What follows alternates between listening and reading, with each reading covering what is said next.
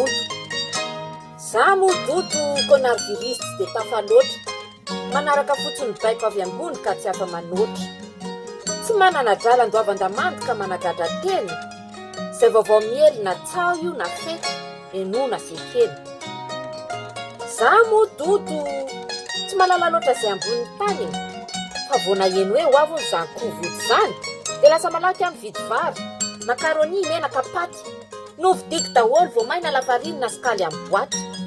Nitondrako camion nitondrana amin'ny mosara sy papier génique, niraofiko ny hanikotrana tao amin'ilay pakipaky exotique. Novidiako daholo ny bocal soukroute sy cassoulet, ny biscuit, ny chips sy ireo tsakitsaky tsy mety périmé. Nahita congélateur ny mena fotsiny tao amin'ny kalitao dia nolazaiko MP ilay tompony hoe ho alaiko izao dia izao. Novidiko ambogadony ireo tovakena tao amin'ny tangy, novonoky ihany koa ny sonnerie aksô misy mamangy. Vonina ary asy ny atotoko efa tena pare. Tsy matahotra intsony ilay gera lazaina hoe déclaré. Zara teo efa hatramin'izay ny télétravail, mijery télé no asako isanandro dia mitsilailay.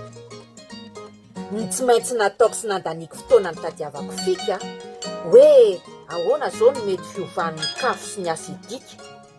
Sofa atao taokala sy ireo mpikambana maro efa expert. Novakiko fotsiny ireo commentaire dia vita ny afere. Za moa donto dia miandry ny rariny sisa ato an-trano. Tsy dia mamaky boky fa amin'ny réseaux sociaux no mamaky angano.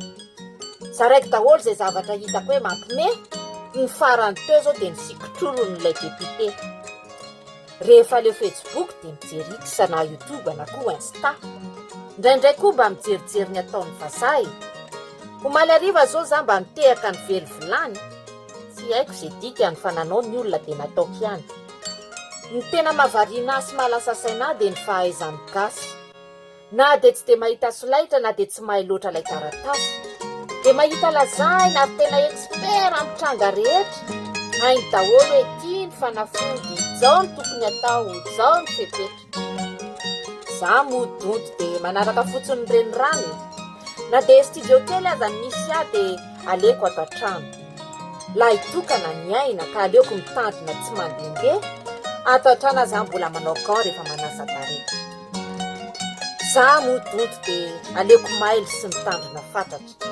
Manao masaka sy miala rahetatra raha mijery fitaratra. Aleo any hafa mahery sy hero ilay dérogatoire. Zaho aleo ato an-trano miandry ny rariny sy ny toy ny tantara.